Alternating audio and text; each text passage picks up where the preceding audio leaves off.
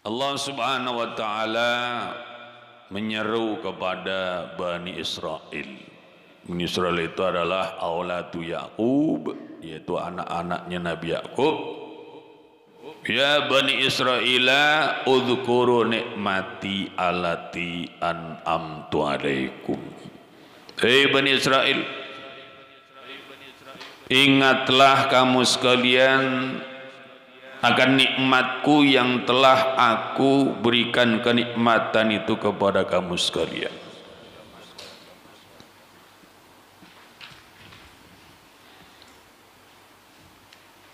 Kenapa sampai diingatkan? Karena Bani Israel itu lupa. Apa bentuk lupanya? Mereka menolak beriman kepada Nabi Muhammad sallallahu alaihi wasallam.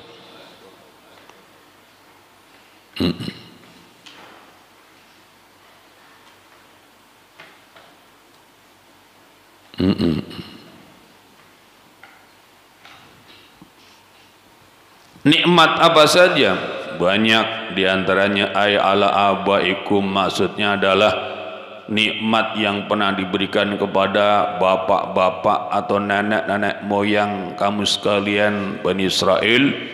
Minal injai min Fir'auna, seperti diselamatkan dari kejaran Fir'aun, wa walqil bahri, dan pembelahan lautan, laut merah, wa tadlilil wamami, dan penaungan mendung yang kala itu mereka kepanasan, namun dalam perjalanan dan di dalam saat menjalani ujian itu mereka diberikan keteduhan dengan dinaungi mendung. Bughairi dzalika, dan selain daripada itu ada misalnya maidah minas sama, ya, jamuan makan dari langit. Dengan cara apa? Ingatnya itu, ingat nikmat, bukan sekedar menyebut-nyebut, mengingat-ingat, namun bi antashkuruha bi taati, yaitu dengan kamu sekalian mensyukuri nikmat-nikmat tersebut dengan taat kepadaku. Yang tentu kalau mau dihitung tidak akan sanggup, sebagaimana firman Allah di ayat yang lain, wa in ta'uddu nikmatallahi la tuhsuha. Jika kamu sekalian menghitung-hitung nikmat Allah, kamu sekalian takkan bisa menghitungnya.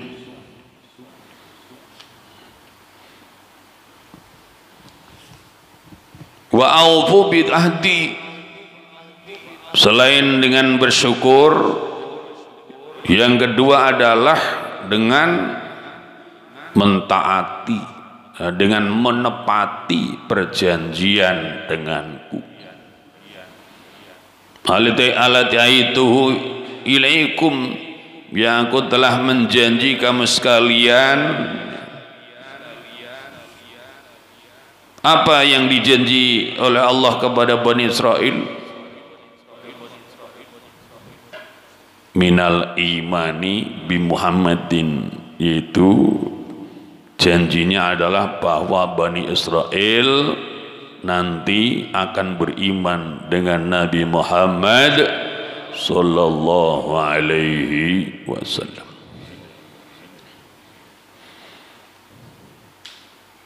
Di dalam firman Allah Subhanahu wa taala, wa laqad akhadha Allahu mitsaqa bani Israil, وَلَقَدْ أَخَذَ اللَّهُ مِيثَاقَ بَنِي إِسْرَائِيلَ وَبَعَثْنَا مِنْهُمْ 12 نَقِيبًا.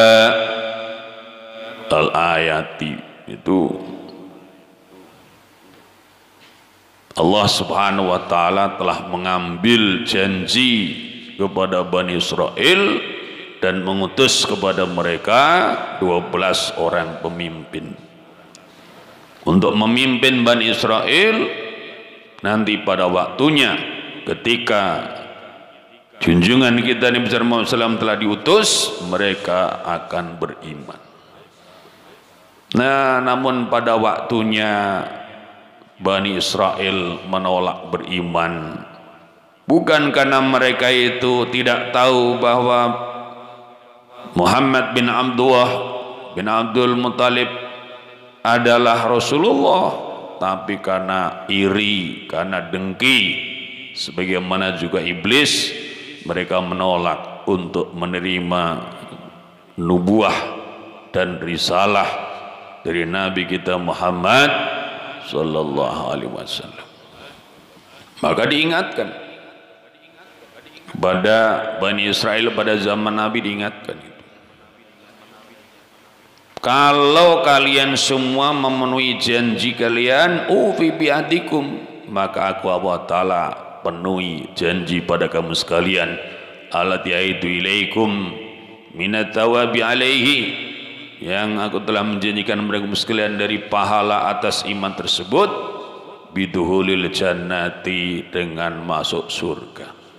Bahkan orang-orang yang pernah menjadi umat dari Nabi yang sebelumnya, dia beriman kepada Nabi sebelumnya, terus kemudian beriman kepada Nabi kita Muhammad, itu mendapatkan pahala double.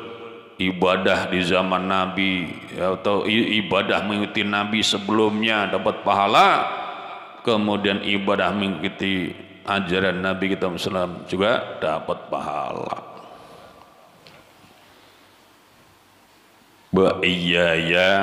Apa pahalanya?